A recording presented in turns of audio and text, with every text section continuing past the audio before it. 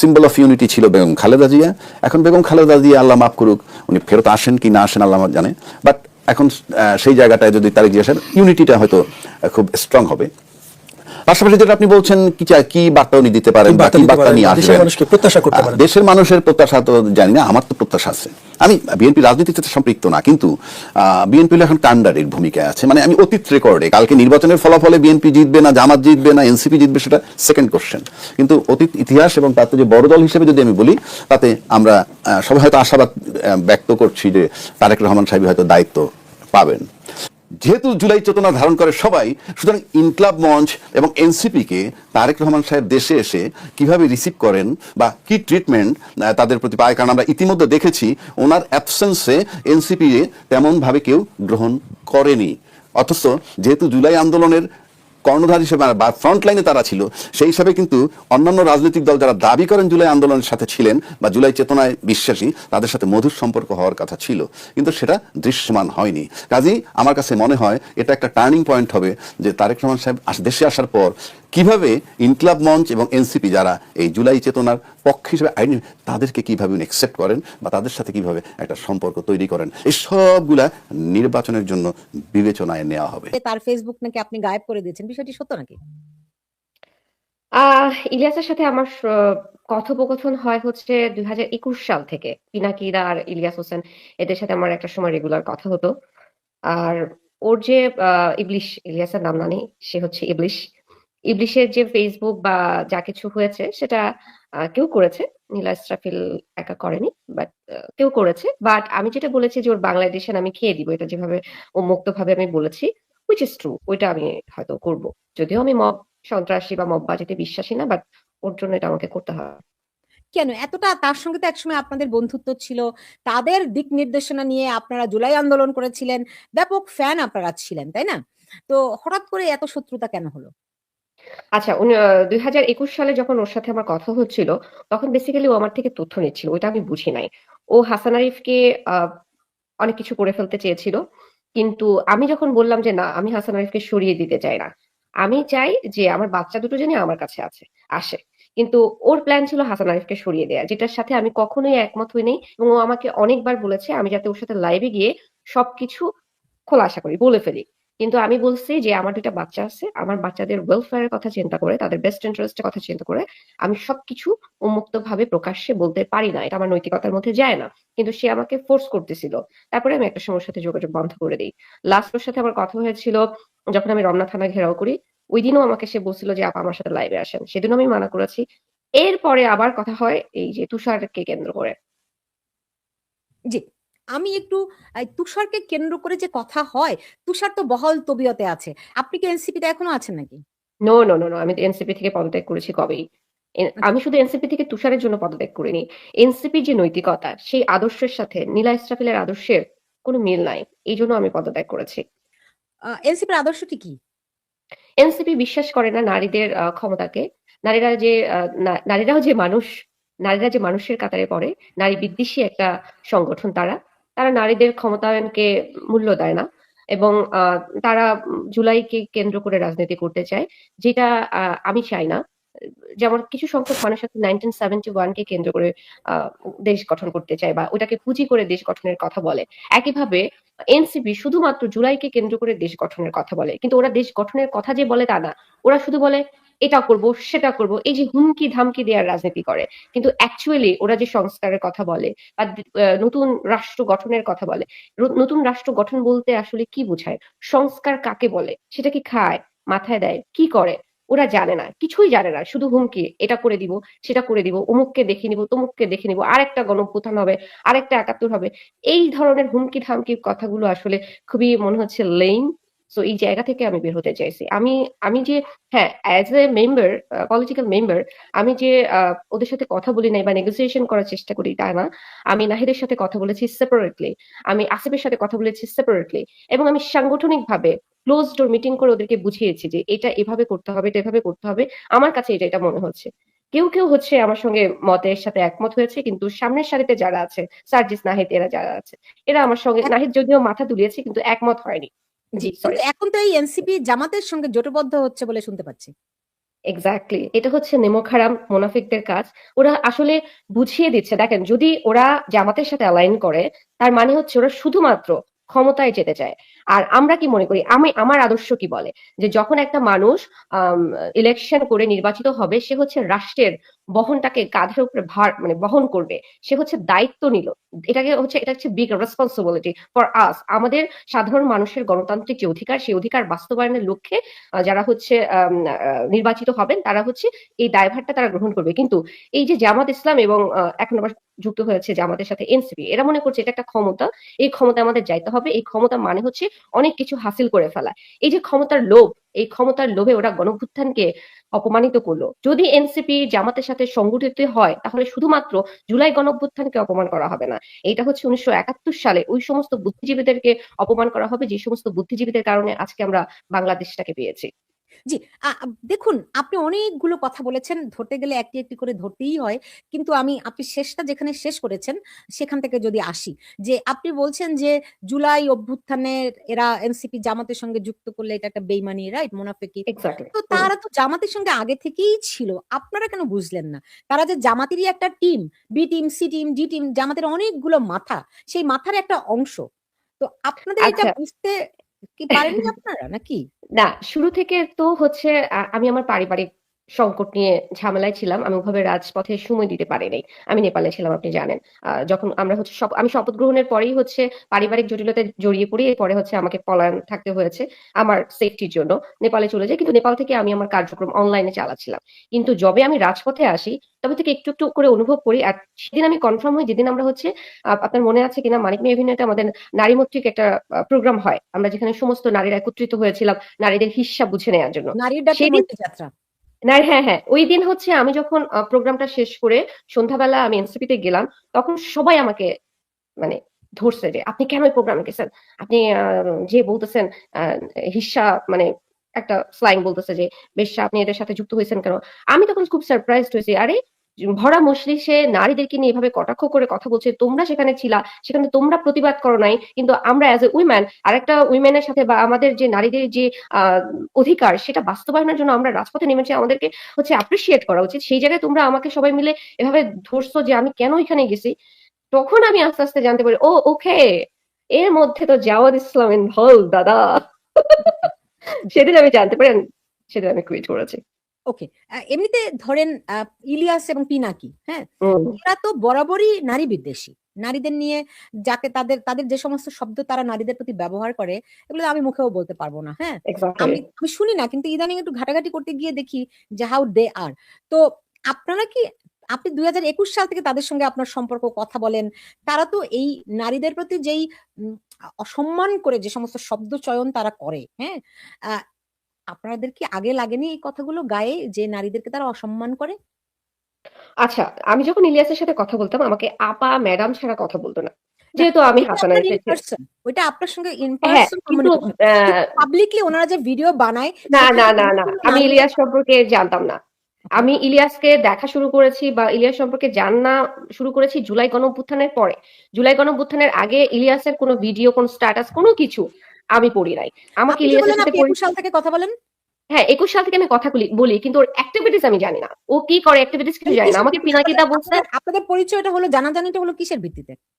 আমাকে পিনাকিদা বলছে, বেসিক্যালি পিনাকিদার সাথে আমার কথা হইতো। পিনাকিদা আমাকে বলছে, নীলা আমি তো হচ্ছে এই টাইপের ভিডিও টিডিও নিয়ে কথা বলি, তুমি ইলিয়াসের সাথে একটু কথা বলো, আমি ইলিয়াসের নাম্বার দিচ্ছি। তো ইলিয়াসের নাম্বার আমাকে দেয়, আমি ওখান থেকে ইলিয়াসের সাথে কথা বলি। আমি ইলিয়াসের সাথে কথা বলি যে পিনাকিদা আমরা একটা মানে আমার যতগুলো বন্ধু সবাই অনেক 50 আপ, মানে আমি খুব বুদ্ধিভিত্তিক মানুষের সাথে কথা বলা পছন্দ করি। আমার সার্কেলটাই হচ্ছে সব ও বয়স 40 হলে আপ, 50 আপ। বুদ্ধিবৃত্তিক হয় জি। মানে সবাই খুব ম্যাচিউর লোকজনের সাথে আমার ওঠা বসা। তো সেই জায়গা থেকে ইলিয়াসের সাথে যখন কথা বলি আমি ইলিয়াসকে ছোট ভাই মনে করেছি, আমি যদি ওকে কখনো দেখি নাই। ওইভাবে কথা বলতাম, ইলিয়াসও আমাকে আপা আপা বলে সম্বোধন করতেন। তো পিনাকিদা আমাকে লয়ারের নাম্বার, ইলিয়াসের নাম্বার, কনক স্যারের নাম্বার, পিনাকিদা হচ্ছে এদের সাথে আমাকে কথা বলিয়েছে। পরবর্তীতে জুলাই আর ওই সময়টা আমি এত পরিবারের বাচ্চা। পিনাকির সঙ্গে পরিচয়টা কিভাবে আপনার? পিনাকিদার সাথে পরিচয়টা আমি কিভাবে জানি হইলো, আমি এটা ভুলে গেছি পিনাকির সাথে কে আমাকে জানি পরিচয় করাইছে। ওকে। পিনাকিকে যারা হচ্ছে দেশ থেকে তাড়িয়েছে, মানে হেল্প করেছে, তাদের কিছু বন্ধু বান্ধব তো আবার আমাদের মিউচুয়াল ফ্রেন্ড। আমি তো বলছি আপনাকে যে কিছু সিনিয়র, আমি আমার চেয়ে বয়সে যারা ডাবল ডাবল ডাবল, তাদের সাথে আমার বন্ধুত্ব তো কারো না কারো মাধ্যমে হয়েছে আর কি। বুঝতে পেরেছি। এখানে দুই একজন মন্তব্য করেছেন যে 2024-এ দেশটাকে ধ্বংস করা হয়েছে, যার খেসারত এখনো দিতে হচ্ছে। আপনার কাছে কি মনে হয়? আহ এটা 50-50, দেশটাকে ধ্বংস করা হয় নাই, দেশটাকে হচ্ছে এই যে এখানে এখানে একজন মন্তব্য করেছেন যে 20 বছর পিছিয়ে দিয়েছেন, এখন কি আপনি অনুতপ্ত? না না না, অনুতপ্ত কেন হবো? 20 বছর কেন পিছিয়ে দিব? আপনারা এটা একটু চিন্তা করেন। এটা আপনাদেরকে অবশ্যই এটাকে গাণিতিক ভাবে চিন্তা করতে হবে, ক্যালকুলেটিভলি এবং লজিক্যালি চিন্তা করতে হবে। প্রত্যেকটা গণঅভ্যুত্থানের পরে বাংলাদেশে শুধু না, যে কোনো দেশে গণঅভ্যুত্থানের পরে বা একটা বিপ্লবের পরে দেশের মধ্যে একটা সংকট তৈরি হয়। আপনি যদি 1971-কে দেখেন, 1971-এর পরেও কিন্তু বাংলাদেশে একটা মহামারী তৈরি হয়েছিল। সেই জায়গা থেকে বরং বাংলাদেশ অনেক এই মুহূর্তে অনেকটা সামনের দিকে এগিয়ে আছে। তো একটা বিপ্লব যখন একটা দেশের মধ্যে ঘটে তাহলে যায়, তখন দাঁড়ান, তাহলে সেটা বুঝেন যে এই বিপ্লব পরবর্তী সময়ে অনেক সময়, অনেক সময় না, একদম হুম হুম অবৈতনিকভাবেই একটা হুম অস্থিরতা থাকে। হ্যাঁ, তো আপনারা এক্স্যাক্টলি। এখন 24-এ বোঝেন, কিন্তু 71-এর মুক্তিযুদ্ধ ওটা একটা যুদ্ধ ছিল, জি ওইটা একটা জনযুদ্ধ ছিল। সেই জি। যুদ্ধের পরে দেশের যে স্বাভাবিক অবস্থা ফিরতে সময় লেগেছিল, হুম। এটি আপনারা বোঝেন না। এটি আমরা বুঝি না মানে? মানে ওই যে বলে সবসময় তো ওই 71-এর পরে মুজিব সরকারের, বঙ্গবন্ধু সরকারের সমালোচনা করা হয় যে তারা এই করেছে, ওই করেছে, সেই করেছে, রাইট? হুম। তো সেই সমালোচনাটা তাহলে কেন হয় এখন? এখন এই ধরেন গত 17 মাসে বাংলাদেশে যা ঘটে গেছে, এই হুম। ব্যাপারে আপনাদের মূল্যায়ন, আপনার মূল্যায়নটা কিরকম? আমি আপনার বিভিন্ন বিভিন্ন রকম ভিডিও দেখি, সেখানে আপনি আপনি একটু আগে বলছিলেন যে আপনারা আপনারা মুনাফিকের শিকার হয়েছেন, কিংবা আপনারা এক ধরনের প্রতারিত হয়েছেন। আম, আম, আপনারা আপনারা বলছেন তো, এই জন্য আমি না, আমি আপনার, হ্যাঁ, আর শুধু যদি আমাকে প্রশ্ন করেন তাহলে আমি আমারটা বলতে পারবো, সবার জি হয়ে আমি বলতে পারবো না। জি যদি আপনারটাই বলুন। পার্সোনালি নীলাকে জিজ্ঞেস করেন। জি, যে আপনারটাই বলুন আপনি। আচ্ছা, আমি প্রথমত হচ্ছে কোনো এক্সপেকটেশন নিয়ে আমি ফিল্ডে নামি নাই। রাজপথে নীলা ইসরাফিল কোনো এক্সপেকটেশন নিয়ে যায় নাই। সে মনে করেছে যে আমার বাচ্চা, আমার বড় মেয়েটা মাইরিন আরিফ, ও বলতেছিল মামি আমাকেও কি মেরে ফেলবে, আমিও তো স্টুডেন্ট। ও ক্লাস 2-তে পড়ে। তো ও ও আসলে তো স্টুডেন্ট, কিন্তু ও ও আমাকে যখন এই প্রশ্নটা করে, আমি আমি তখন ওকে উত্তর দিতে পারি না। Exactly, she is also student. তো ওই জায়গা থেকে আমি আমার শিশুদের দিকে তাকিয়ে, মানবতার চূড়ান্ত লঙ্ঘন হচ্ছিল, বাচ্চাদের উপরে, স্টুডেন্টের উপরে নির্বিচারে গুলি চলছিল, হুইচ ইজ আমাকে আমাকে ব্রেক করেছে। আমি সেই জায়গা থেকে রাজপথে নেমেছি। এখন এটা এখানে আপনি আমার শুধু কোনো যদি ইমোশনাল বলেন, ব্যাপারটা একটু, আপনার সঙ্গে তো ইলিয়াস পিনাকির আগে থেকেই যোগাযোগ, তাই না? হুম তারা কি হুম। আপনাকে প্রভাবিত করেনি? না না না না না, আমাকে কোনো কিছু প্রভাবিত করতে পারে না। আমি কারোর মাধ্যমে বায়াস্ট হওয়ার মতো মানুষ না। আমি জেনে বুঝে সজ্ঞানে হচ্ছে রাজপথে নেমেছি, এবং আমার ইয়ে ছিল, আমি জানতাম না যে আমি বেঁচে থাকবো। আমি জানতাম আমি মরে যাবো, কিন্তু আমি এটা জানতাম যে কিছু একটা হবে। জি। সেই কিছু একটা আচ্ছা, যে হাসিনা পলায়ন করবে সেটা জানতাম না। জি নীলা, আমাকে একটা জিনিস বলুন তো, যে ধরেন এই যে পিনাকি, ইলিয়াস এর আগেও তীব্র ভাষায় নারী বিদ্বেষী ছিল, আপনি বলছেন যে আপনি তাদের কথা শুনেননি। মুক্তিযুদ্ধ নিয়ে আপনি মুক্তিযুদ্ধের প্রতি গভীর আস্থার কথা জানাচ্ছেন, অথচ অফকোর্স। মুক্তিযুদ্ধ নিয়ে তারা বিভিন্ন সময়ে যে বিষোদ্গার, উল্টো বয়ান তৈরির চেষ্টা এখনো চালিয়ে যাচ্ছে। তো এই বিষয়গুলি আপনাকে আঘাতপ্রাপ্ত করেনি?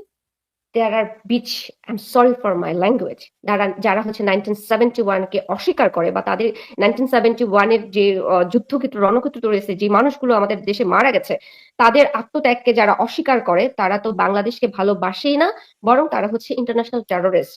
যারা হচ্ছে গলার মধ্যে বোম নিয়ে মানুষকে মারতে দ্বিধাবোধ করে না, তারা হচ্ছে সেই দলে।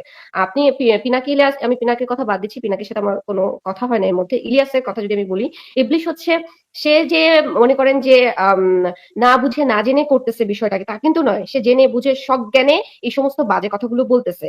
এর পেছনে কয়েকটা কারণ আছে। একটা হচ্ছে সে মোটা অঙ্কের ইন্টারন্যাশনাল টেরোরিজমদের কাছ থেকে টাকা পেয়েছে। শুধু টাকা না, সব ধরনের শেল্টার পাকিস্তানের যারা হচ্ছে ইন্টারন্যাশনাল টেররিস্ট, আমি নামটা ভুলে গেছি, আমি নামটা এই মুহূর্তে মনে করতে পারছি না। তিনি ওকে হচ্ছে সর্বোচ্চ ব্যাকআপ দিচ্ছে, ইকোনমিক্যালি থেকে শুরু করে ওকে সব ধরনের ব্যাকআপ দিচ্ছে। সো ওর ওর মিশনই হচ্ছে বাংলাদেশে যে মুক্তিযুদ্ধটা হয়েছিল সেটাকে একটা বিভ্রান্তিতে পরিণত করা, এটাকে মিথ্যা ভাবে প্রচার করা। এটা ওর হচ্ছে একটা মিশন, যে মিশনে ও নেমেছে। দ্বিতীয়ত হচ্ছে, ওর তো আপনারা জানেন, ওকে আমেরিকান পুলিশ ওকে তাড়া করছে। ও কোনোভাবে চাচ্ছে বাংলাদেশ থেকে একটা হুমকি ধামকি থাকুক, যেটাকে বেস করে ও আমেরিকাতে যাতে পার্মানেন্টলি থাকতে পারে, which is not possible right now, because of okay American police kick out করবে, যতটুকু আমি জেনেছি। আপনি আপনি একটা তার একটা ভিডিও, তার বাসার দরজায় এবং লিফটে ওয়ান্টেড হিসেবে ইলিয়াসের একটি ভিডিও আপনি পোস্ট করেছেন। তো আমি অনুসন্ধান করে দেখেছি ভিডিওটি এখনকার না, ওটি আরো 3-4 বছর আগের ভিডিও। ৩-৪ বছর আগের ভিডিও না। এটা হচ্ছে যে আরেকটা ইডিয়ট আছে জ্যাকব মিল্টন। তার বোন।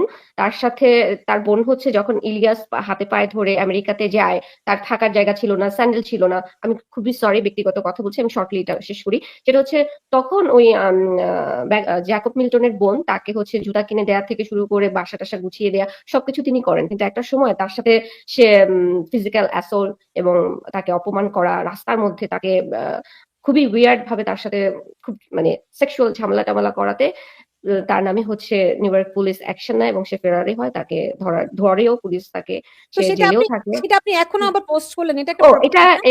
এটা আমি পোস্ট করেছি।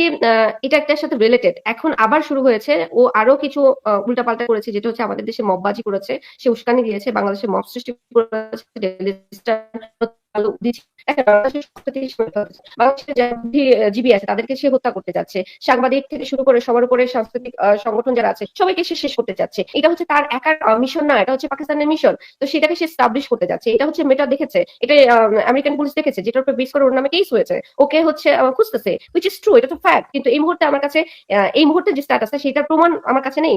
তো আমি সেই জন্য প্রিভিয়াস যে ইয়েটা ডকুমেন্ট আমার কাছে এটা আমি আপাতত দিয়েছি।